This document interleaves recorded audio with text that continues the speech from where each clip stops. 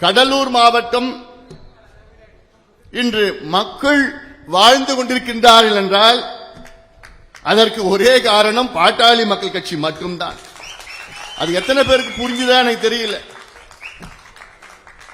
இன்னைக்கு பாட்டாளி மக்கள் கட்சி மட்டும் இல்லைன்னா கடலூர் மாவட்டம் சஹாரா பாலைவனம் போன்ற ஒரு மாவட்டமாக மாறி இருக்கும். இல்ல உங்களுக்கு புரிகின்ற வகையில் ராமநாதபுரம் மாவட்டம் போன்று ஒரு பகுதியாக ஒரு மாவட்டமாக இன்று இருந்திருக்கும். பாட்டாளி மக்கள் கட்சி வந்து பசுமை தாயம் வந்து எத்தனையோ போராட்டங்களை நாம் செய்த காரணத்தால் தான் இந்த மாவட்டத்தில் இன்னை மக்கள் வாழ்ந்து கொண்டிருக்கின்றார்கள். இன்னும் ஒரு படி மேலே சென்றால் கடலூர் நகரத்தில் மக்கள் இன்று வாழ்ந்து கொண்டிருக்கின்றார்கள் என்றால் நீங்க எல்லாம் மருத்துவர் ஐயா, பாட்டாளி மக்கள் கட்சி, பசுமை தாயத்துக்கு தான் நீங்க நன்றி சொல்லணும். ஏன்னா பசுமை தாயத்தில் என்னுடைய பயணத்தை நான் தொடங்கினேன். கிட்டத்தட்ட 27, 28, 29 ஆண்டுகளுக்கு முன்பு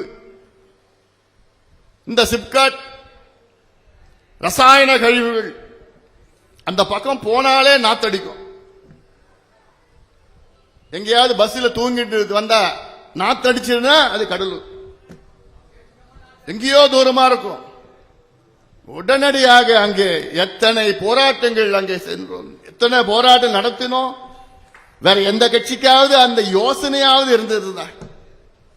அதெல்லாம் போராட்டம் நடந்திய பிறகுதான் அதன் பிறகுதான் அரசு ஒரு சில கட்டுப்பாடுகளை செய்தார்கள். இந்த மாவட்டம் இந்த மாவட்டத்தில் வாழ்கின்ற மக்கள் எனக்கு பொறுத்த வரைக்கும் ஏதோ சாபப்பட்ட மக்களை போன்று முதலமைச்சர் ஸ்டாலினுக்கு அது தெரிகிறது. ஒவ்வொரு மாவட்டத்தில் இந்த மாவட்டத்தில் உள்ள ஒவ்வொரு பிரச்சனையும் இதற்கு தீர்வு பாட்டாளி மக்கள் கட்சி வழியாக தான் வந்து கொண்டிருக்கிறது.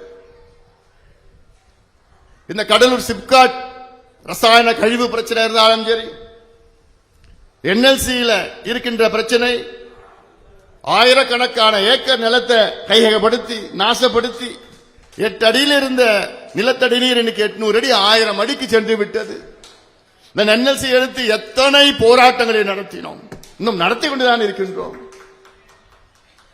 இந்த மாவட்டத்தில் உள்ள கடைகோடியில் பெட்ரோ கெமிக்கல் மண்டலம் தொடங்க வேண்டும் என இதே திமுக முந்தைய ஆட்சியில் கையூட்டு பெற்று 45 கிராமங்களை அழித்து அந்த பெட்ரோ கெமிக்கல் மண்டலம் வர வேண்டும் என்று சூழ்ச்சி செய்த திமுக அந்த சூழ்ச்சியை முறியடித்து நடைபயணத்தை மேற்கொண்டு அந்த பெட்ரோ கெமிக்கல் மண்டலத்தை வரவிடாமல் தடுத்து நிறுத்தியது பாட்டாளி மக்கள் கட்சி. சைமா கழிவு மண்டலம், கழிவு பற்ற அதை தொடர்ந்து எடுத்து வந்துகின்றோம். இப்ப சூழ்ச்சி மூலமாக சிப்காட்டிலே இங்கே கடலூர் சிப்காட்டுக்குள்ள ஈரோடு மாவட்டத்தில் உள்ள சாய கழிவுகளை இங்கே கொண்டு வந்து அதை சுத்திகரித்து இந்த நம்ம கடல்ல விட போறாங்களா? என்னையா கொடுமை!